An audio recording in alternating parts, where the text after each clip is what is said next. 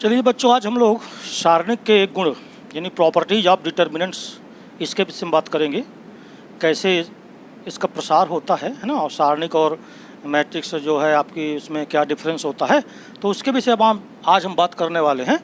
तो जो properties of determinants में पहली प्रॉपर्टीज है वो ये है कि यदि किसी डिटर्मिनेंट्स की रो और कॉलम को इंटरचेंज कर दिया जाए, अदल बदल दिया जाए, तो सारणिक की जो वैल्यू है वो सेम रहती है ना। जैसे मान लीजिए आपके पास कोई डिटर्मिनेंट्स है और उसके जो एलिमेंट दिए हैं वो दिए हैं, मान लीजिए A1, B1, C1, A2, B2, C2, A3, B3, C3, ये मान लीजिए कोई एक डिटर्मिनेंट दिया गया है।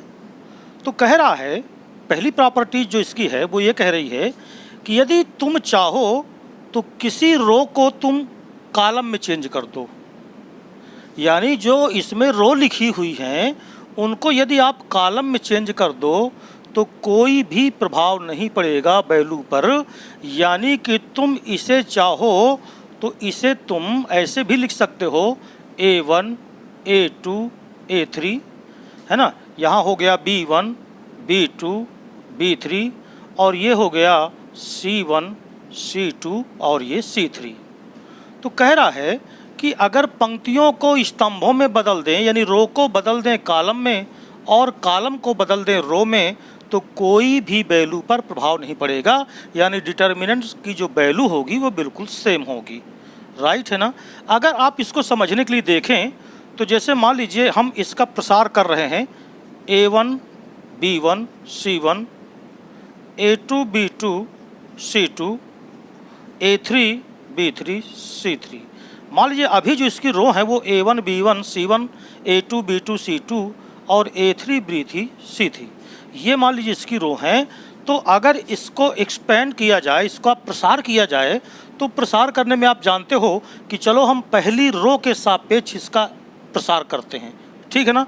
तो कैसे प्रसार करते हैं, चिन्ह क्या होता है, प्लस माइनस प्लस।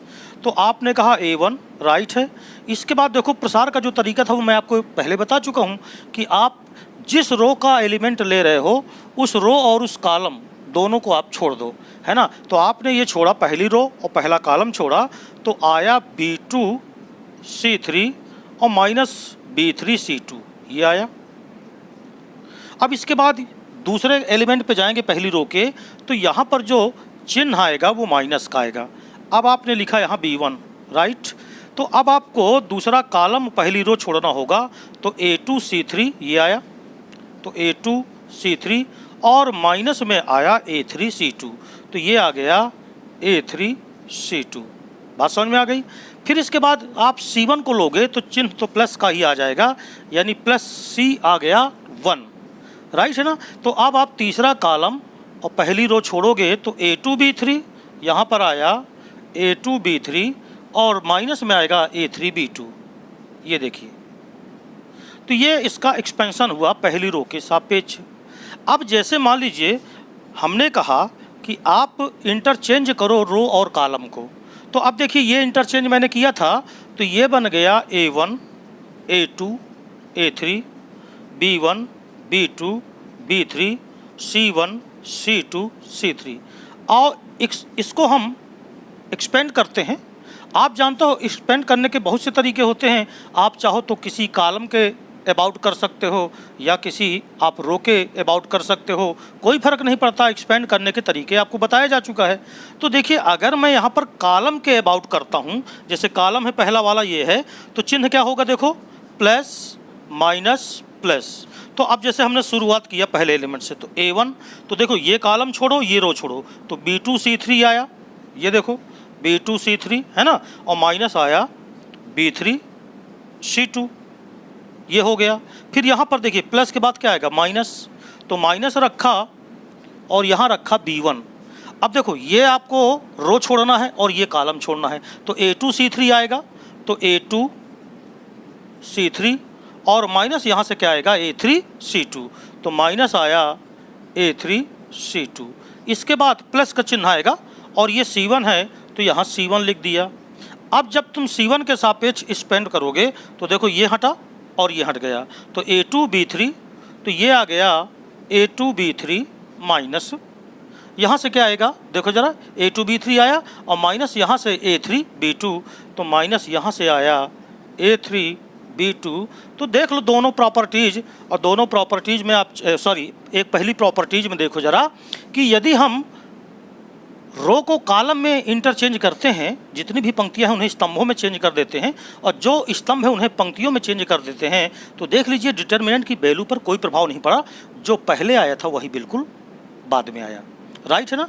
तो ये पहली प्रॉपर्टी है कि यदि हम रो और कॉलम को आपस में अदल बदल दें तो डिटर्मिनेंट की वैल्यू पर कोई भी प्रभाव नहीं पड़ता।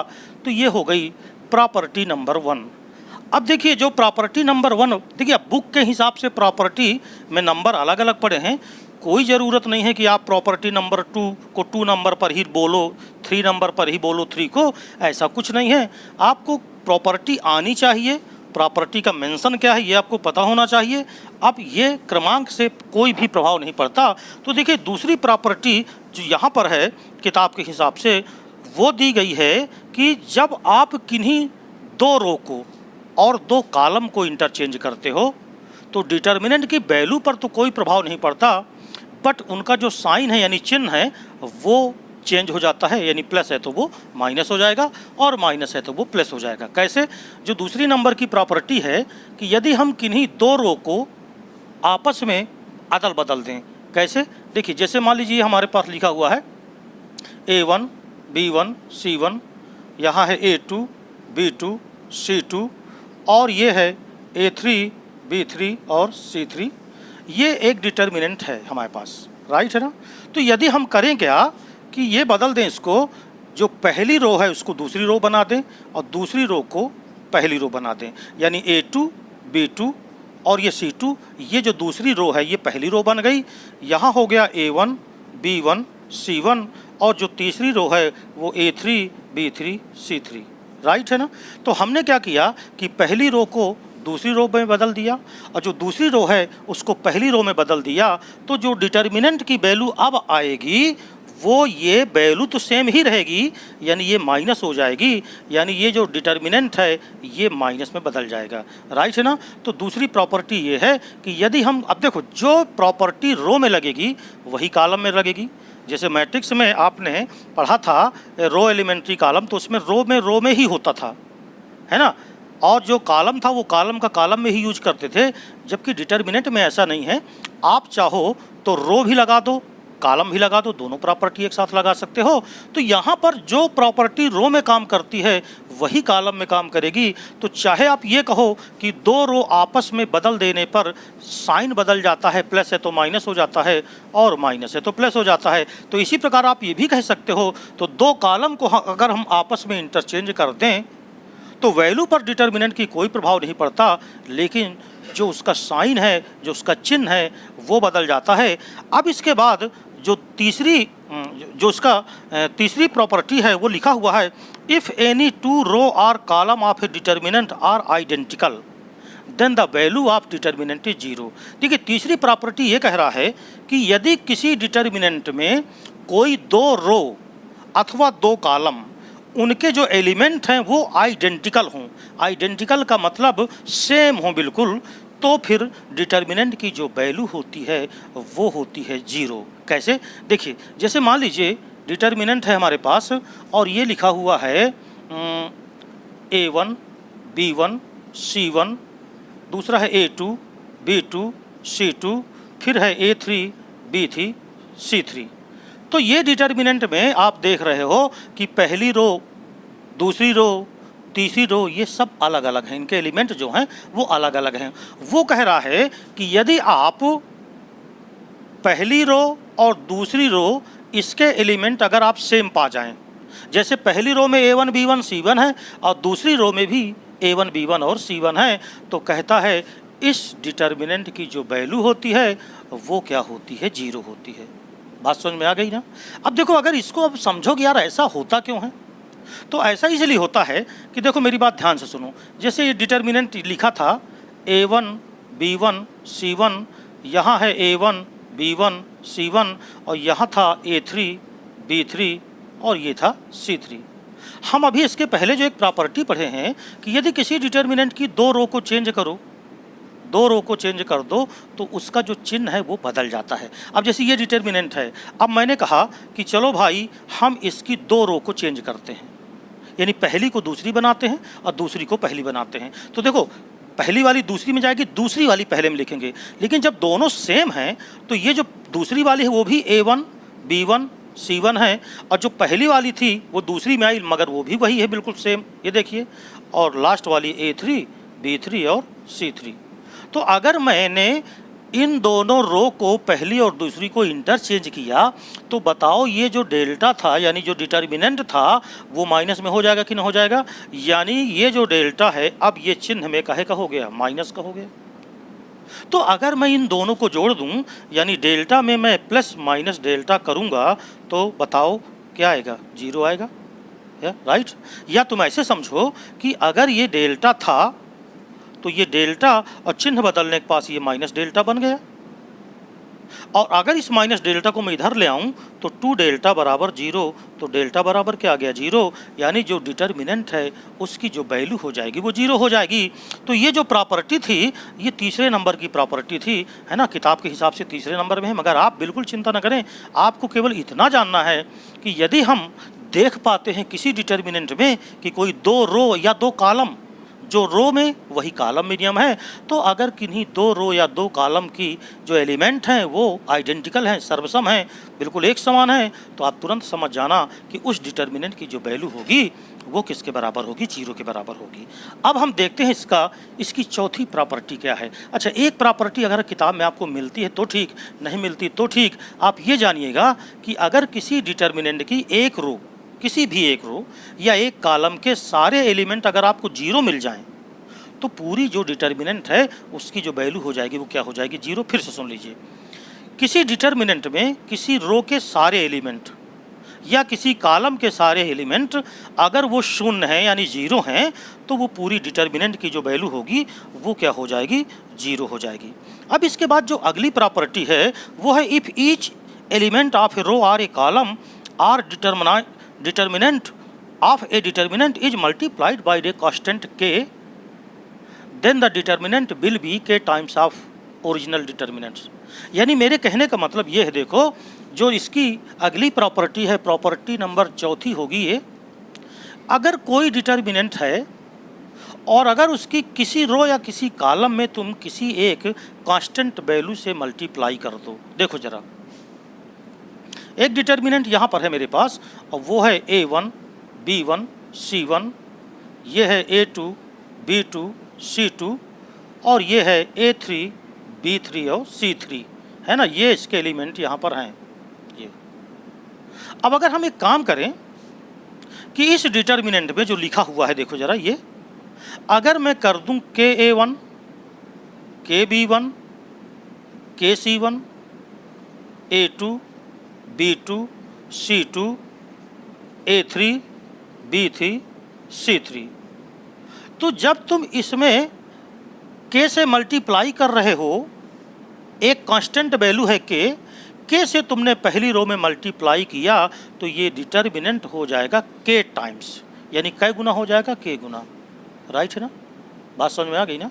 तो ये डिटर्मिनेंट में आपने देखा, और जबकि देखिए जब आपने मैट्रिक्स पढ़ी थी तो मैट्रिक्स में अगर आपने कहा ये मैट्रिक्स कोई A है और उसमें है A1 B1 C1 A2 B2 C2 और ये है A3 B3 C3, ये मान लीजिए कोई मैट्रिक्स थी। जो मैट्रिक्स आपने पढ़ी उसमें मैं बता रहा हूँ आपको कि जब आपने मैट्रिक्स पढ़ी थी तो अगर आपसे कहा जाए कि K इंटू A निकालो तो आपको ध्यान होगा कि मैट्रिक्स में क्या था कि अगर मैट्रिक्स K टाइम्स होती है तो ये K का मल्टीप्लिकेशन हर एलिमेंट में होता था, यानी ये बनती थी KA1 KB1 और KC1, इसी तरह KA2 KB2 KC2 KA3 KB3 और KC3।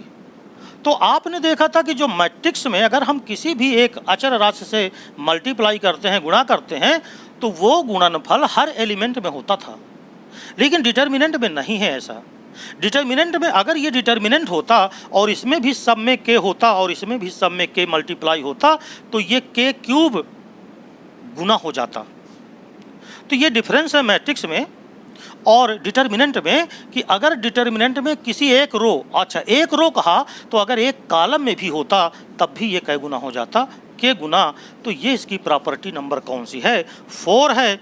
अब इसके बाद प्रॉपर्टी नंबर इसकी जो 5 है वो ये क्या कहती है कि यदि किसी एलिमेंट में किसी डिटर्मिनेंट में किसी कोई एक रो दो एलिमेंटों का सम है, योगफल है। देखो जरा कैसे, जो अगली प्रॉपर्टी है प्रॉपर्टी नंबर है कौन सी वह? 5th होगी। अच्छा 5th, चलो 5th देखो।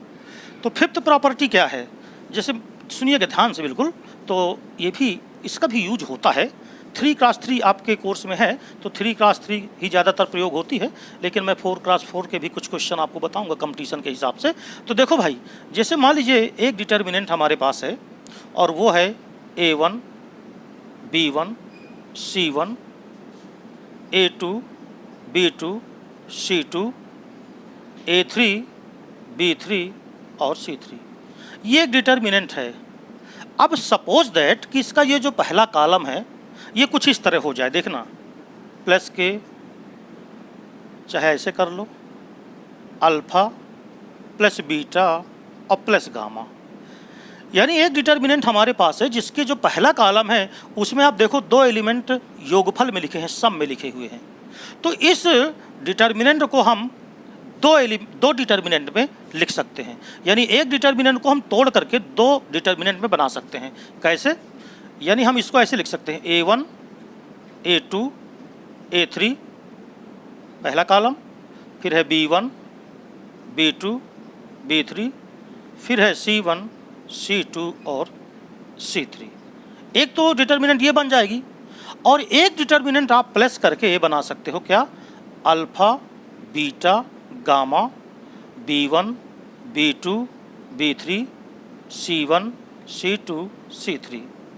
तो दो एलिमेंट, ये यहाँ पर जो पहला कॉलम है इसमें दो एलिमेंट सम में है तो हम उसको दो डिटर्मिनेंट में तोड़ सकते हैं। और अगर 3 में होता, यहाँ पर और होता, यहाँ पर कुछ और होता और यहाँ पर कुछ और होता तो हम 3 डिटर्मिनेंट में तोड़ सकते थे। जबकि आपको ध्यान होगा कि मैट्रिक्स में ऐसा नहीं होता है, मैट्रिक्स में हम ऐसा नहीं कर सकते। ये प्रॉपर्टीज केवल किसके लिए है? किसके लिए है? ये डिटर्मिनेंट के लिए। तो बात समझ में आ रही है ना? अब इसके बाद जो अगली प्रॉपर्टी है, प्रॉपर्टी नंबर इसकी जो 5th है, वो प्रॉपर्टी कहती क्या है कि किसी डिटर्मिनेंट में, कोई डिटर्मिनेंट आपके पास है तो उसकी किसी रो को बना सकते हो आप, उसकी किसी रो को। अब अगर रो कहूँ तो कॉलम अपने आप समझ जाना कि कॉलम में भी यही प्रॉपर्टी होगी। किसी रो को आप बना सकते हो रो प्लस दूसरी रो में किसी भी एक कांस्टेंट वैल्यू से मल्टीप्लाई करके और ऐड करके। देखो मैं, अगर ये हिंदी में समझ में आप इस तरह ना रहो तो ऐसे सुनो, कोई डिटर्मिनेंट है तो उसकी R1 को आप ऐसे भी बना सकते हो R1 प्लस के R2। ये यानी R1 को आप बना सकते हो, पहली रो को आप बना सकते हो पहली रो प्लस के इंटू दूसरी रो, ये आप ऐसे बना सकते हो। अच्छा प्लस कर सकते हो तो यहाँ माइनस भी कर सकते हो, मगर इंटू नहीं कर सकते या डिवाइडेशन नहीं कर सकते। बात समझ में आ गई ना? देखो जैसे मान लीजिए, मेरी बात सुनिएगा, जैसे एक डिटर्मिनेंट हमारे पास ये है A1 B1 C1 A2 B2 C2 A3 B3 और ये C3, ये डिटर्मिनेंट हमारे पास है। तो अगर हम चाहें तो इस डिटर्मिनेंट को हम ऐसे भी लिख सकते हैं, डिटर्मिनेंट बराबर ये लिख सकते हैं। अब देखो हमारे पास ये जो पहली रो है हम इसको चाहें तो ऐसे भी लिख सकते हैं A1 प्लस के A2, ये देखिए। फिर हम दूसरे को लिख सकते हैं B1 प्लस के B2, फिर इसी तरह हम लिख सकते हैं C1 प्लस के C2, A1 A2 B2 C2 A3 B3 C3, ये देखिए ये डिटर्मिनेंट हम बना सकते हैं। कोई प्रभाव नहीं पड़ेगा, यानी वैल्यू पर कोई भी इफेक्ट आने वाला नहीं है। तो आपकी ज़रूरत हो तो आप चाहो तो R2 को बना सकते हो R2 को बना सकते हो R2 प्लस 3R3, कोई फर्क नहीं पड़ेगा। या आप चाहो तो R1 को बना लो R1 plus R2 plus R3, कोई भी प्रभाव नहीं पड़ेगा, राइट है ना। लेकिन ये चीज़ आप मैट्रिक्स में नहीं कर सकते थे। मैट्रिक्स में मैट्रिक्स चेंज हो जाती थी। बात समझ में आ रही है ना। अब देखो ये जो डिटर्मिनेंट है इसकी ये सबसे इम्पॉर्टेंट प्रॉपर्टी है। ये जब हम एक्सरसाइज करेंगे तो आप देखना कि यही प्रॉपर्टी 90% तो यही प्रॉपर्टी लगती है। एक चीज़ और ध्यान देना, बहुत इंपॉर्टेंट, मैं आपको फिर से एक चीज़ बता दूं कि आप कभी R1 को KR1 नहीं कर सकते। जैसे आप मैट्रिक्स में जब एलिमेंट्री ऑपरेशन से मैट्रिक्स इन्वर्स निकालते थे तो आपने ध्यान होगा रो एलिमेंट्री ऑपरेशन करा करते थे, तो आप R1 को 1/2 R2 कभी बना देते थे, कभी R1 को R3 बना सकते थे, आप कर देते थे। या आप चाहते थे तो R1 को R2 में चेंज कर देते थे। लेकिन यहाँ पर ऐसा कुछ नहीं आप कर सकते हैं कि अगर आपने R1 को KR2 किया तो फिर वो जो डिटर्मिनेंट है वो K टाइम्स हो जाएगा, यानी कि वो K गुना हो जाएगा। तो आप ये काम नहीं कर सकते। इसी तरह आप चाहें कि आप RI को RJ में चेंज कर दो तो आप ऐसा भी नहीं कर सकते, क्योंकि अभी इसके पहले जो दूसरे नंबर की प्रॉपर्टी देखी थी उसमें आपने देखा था कि रो को, अगर मान लीजिए आपने रो को चेंज किया, दो रो को अगर आपने परस्पर चेंज किया तो आपने देखा था कि उनका जो चिन्ह था वो आपस में क्या होता है, बदल जाता है। तो ये प्रॉपर्टी बहुत ही इम्पॉर्टेंट प्रॉपर्टी है। और देखो प्रॉपर्टी आपको याद नहीं करना है, क्योंकि ये कॉन्सेप्ट आपका क्लियर तब बहुत ज़्यादा अच्छा होता है जब आप क्वेश्चन करते हो, और जैसे ही आप 10 क्वेश्चन 8 क्वेश्चन आप लगा डालते हो ना, तो ये प्रॉपर्टी आपको अपने आप पता हो जाती हैं कि कहाँ हमें कौन सी प्रॉपर्टी लगाना है या कौन सी प्रॉपर्टी नहीं लगाना। बात समझ में आ गई है ना। तो इस प्रकार एक प्रॉपर्टी अगर आप देखो, इसकी जो एक और प्रॉपर्टी है कि यदि मान लीजिए कोई आपके पास एक डिटर्मिनेंट है और वो उसमें एक वेरिएबल है x, समझना, कोई आपके पास डिटर्मिनेंट है उसमें एक वेरिएबल है x, और अगर उस x की जगह पर हम कोई दूसरा मान रख दें और अगर डिटर्मिनेंट की वैल्यू आ जाए 0, जैसे सुनना, एक डिटर्मिनेंट हमारे पास है और ये है, मान लीजिए क्या लिख दूं मैं, A1 B1 C1, चलिए यही लिखता हूं मैं, A1 B1 C1। यहाँ मैंने लिखा ABC लिख लिया मैंने, ये AB, यहाँ पर लिखा मैंने, एक मिनट और देख लीजिए, A लिखा, A² लिखा और ये A³ लिखा। जरा इससे समझिए, एक डिटर्मिनेंट है मेरे पास, उसका पहला रो है A² और A³ लिया, ठीक है। दूसरे में है x² x³ लिखा, राइट है ना। और तीसरी तो कुछ भी हो सकती है, मान लीजिए यहाँ है A1 B1 और C1, ये तो देखो ये एक डिटर्मिनेंट है, राइट है ना। तो इस डिटर्मिनेंट में यदि मैं x बराबर a रख दूं, ध्यान से समझना, ये भी रूट्स के लिए काम आती है। तो यदि इस डिटर्मिनेंट में मैं x बराबर a रख दूं तो देखो डिटर्मिनेंट क्या बन जाएगी। डिटर्मिनेंट बन जाती है A² A³, x की जगह पे a रखना है तो A² A³ और ये रहा A1 B1 और C1। अब यहाँ पर इस डिटर्मिनेंट में देखो तो जो पहली रो है और दूसरी रो है वो दोनों रो बिल्कुल सेम है।